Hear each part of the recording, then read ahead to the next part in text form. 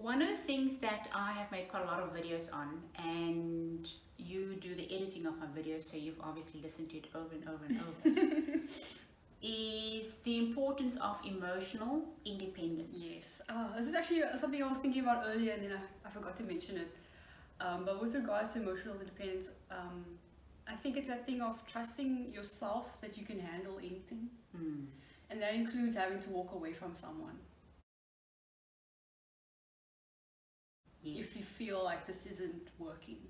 Yes. I think that was the thing for me, because like in the first relationship I was in, it was that thing of like staying just because you feel like you have, like some part of you feels like you have to, but you never have to do anything. Right. You know, so that thing of like you can just, you know, have that strength to also walk away from things that you know aren't right for you. Yes. So for me, when you say that about having the strength to walk away from things, the reason why my marriage, I think I was married for about 10 years, and I think about 3 of those years I was separated. The reason it lasted so long is because I didn't have that emotional power or emotional strength or emotional energy necessary to say, you know what, it's time to walk away. It took me a while to actually get there. Yeah. But once I realized it's not working for me, somehow I was able to manage to get that emotional energy. But what I didn't realize at the time is there's a way to actually increase your emotional energy and to keep yourself full. And the way to do that is by, as you've seen in my videos, you need to love yourself, and you need to make that time to connect with yourself. So say for example, this is what I would recommend for people to do in their meditations, to sit there and say phrases like, I love myself unconditionally, I approve of myself, I accept myself, like I respect myself, I appreciate myself. Those are very important things. Just actually giving yourself praise. Yeah. Also. So that your internal dialogue can be complimentary and supportive and all of that. You need to kind of imprint that onto your subconscious. That needs to be imprinted. And I think it's also important to note, like, you don't need someone, it's nice to have someone say those things to you, but it's not necessary. I mean, like you said, you could just, if you're saying that to yourself as well. Yeah. To build that, like, imprint, like you say. Yeah. The important part is you need to imprint it. Because what happens is, you say that to yourself, you repeat those phrases, but you do it superficially. You don't actually like feel yourself connecting to it. So what I'm talking about is, because it's easy to just say things, you need to, it's almost like a seed that you're planting that you need to nurture and water, and you need to feel like it's going to take and grow. It's that kind of thing that I'm talking about.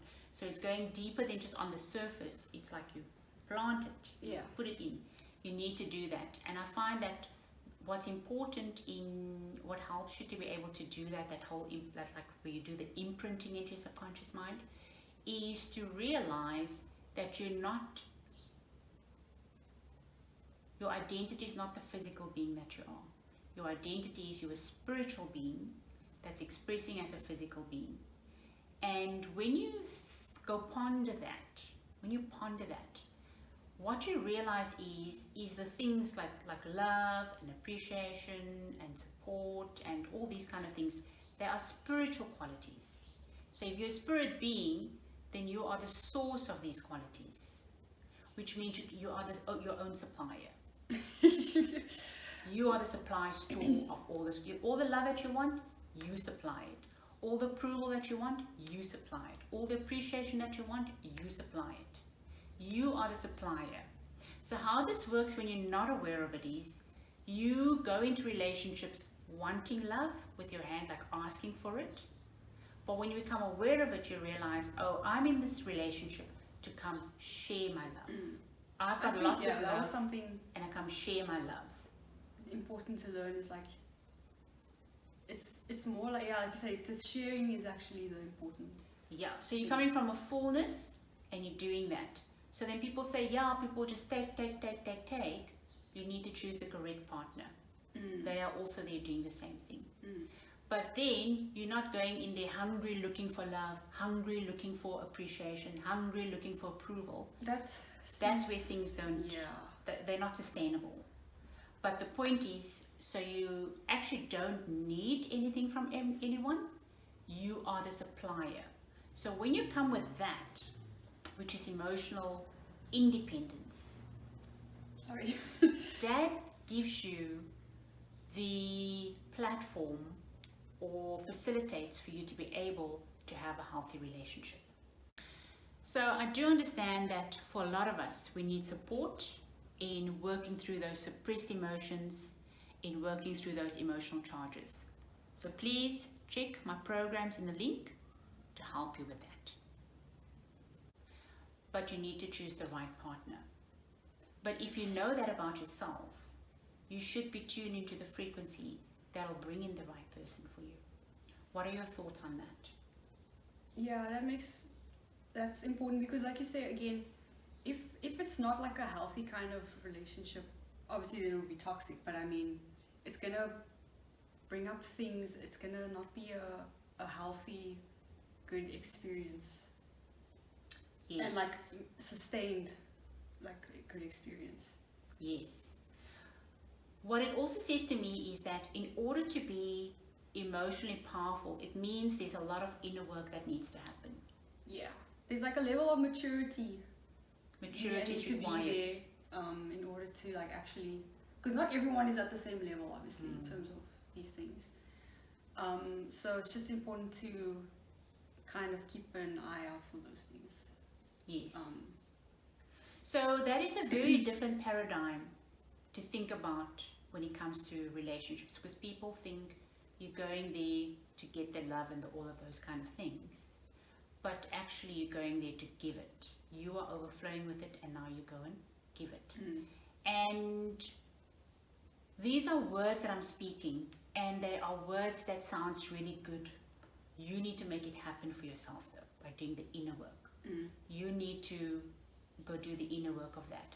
And so one way that this can play out is when you are in this relationship with someone, do you get to this point where you actually feel that if they don't do what you ask them to do, or think about things the way you want them to think about it, it's like, oh, then I can't respect you, or I can't approve of that, or I can't this, or I can't that. That already sounds like you're going down a path that's, like you said, how to practically apply this information. Yeah, no, I just remember you said the thing about not respecting them or something like that. That's like, that sounds. Ooh.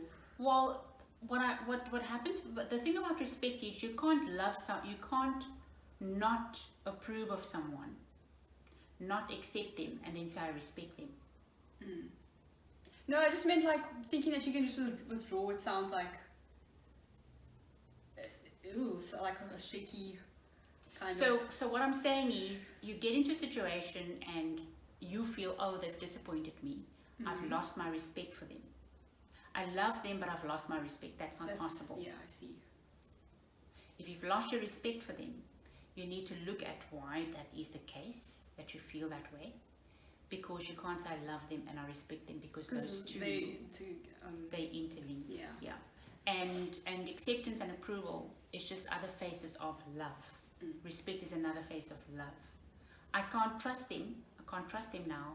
Also, you can't not trust someone and love them. I was just thinking, but that's like a deal breaker. Like if something happens where I feel like I can't trust you anymore, then you can't really have any kind of relationship, like a close one. You know, that kind of be kept at. There's a withholding of. Yeah. No, but I just Which is not what love is, because love is unconditional. But now the thing about that is, what I find is, a lot of times when people say stuff like, I've lost respect for them now, or I don't trust them now, it's about having to look at your response to the situation. Because maybe someone is, if you look at, I don't want to use Americans per se, but if you look at, for example, how they are either Republic or Democratic, and then how people can be, oh, if you are of the other party, then I can't respect you. You know, that is a matter of opinion and preference. You can't, like superficial stuff like, now, so now I can't respect you. So look at what it is that you feel you can't respect the person about, and realize that we all have a right to our own opinion. We all have a right to our perspective. Is it easy for someone to come and just change your perspective about things? No. So it's sometimes not really easy to change your own perspective about things. Like, yeah. So why do you think that someone else must just change their perspective? It's like that allowance. That is what love is about. I think we need to understand more what love actually is. I think because you get that, you see a lot, especially with like women are kind of throwing these ideas about what romantic love is and everything, but like they don't actually talk. I feel like they lack the important things a lot of the time. It just seems like very superficial things. I think most people are kind of still caught up with the movie version of love, and that's when you have that rude awakening. So I think that's why I want to talk about this, because... Do you know what I think it actually is? It's thinking that all love is different. Yes, there are like kind of filters that are maybe different, like platonic love in some ways is not necessarily the same thing as like romantic love, but I mean actually at the core love is all the same thing. Yeah. And so I think that's actually, where people kind of... Where it gets confusing. Yeah. It can feel very confusing. Yeah. Yeah. But ultimately, the greatest love is to love yourself. Once you get that right, and that is not an easy thing to do if you're just going to not take the time to do the inner work with regards to that, which is you need to kind of like inculcate, and you need to nurture, and you need to pay attention and grow that self-love bit. And as you say, people, the thing is when you're not like happy and like you love yourself and all those things, that's when you also again look for things on the outside to... Exactly. Like you think that's going to help you feel better, but you're just chasing like... I want a relationship because I want someone to give me attention. Yeah. I want someone to give me approval. I want to be able to say I'm in a relationship. I want to be able to say I have a boyfriend or fiance or husband, so that I can fit in with my circle of friends, or to be the first one to do it, or know that I'm on my way to getting married or whatever. Those kind of things, very superficial. And we need to be honest with ourselves. There's nothing wrong with wanting those things. It's just that it needs to be built on a foundation. Yeah, I think it's important to also question why it is you want things, like certain things. You know, is it like you say, is it for like a superficial kind of reason? Is it because like that's what you're supposed to be doing? You know, like actually think about these things, because it may turn out that isn't actually what you want, and then you're going along with something that's not really like true to you, you know. So yeah, like you say, I think if you have that self-love, you'll be able to actually make better decisions around those things. I do want to say that I think it is quite a journey to inculcate that self-love for yourself, and just be committed to doing it, because that's what's going to build that foundation for you to do everything else in your life. Because you're coming from a better space. Like everything everywhere you go, you take you with you, and everything you do is through you. Yeah. So if you're coming from that place of like self-love and like, you know, you're really strong like in yourself as a person, then everything you do is going to flow through that. Yeah.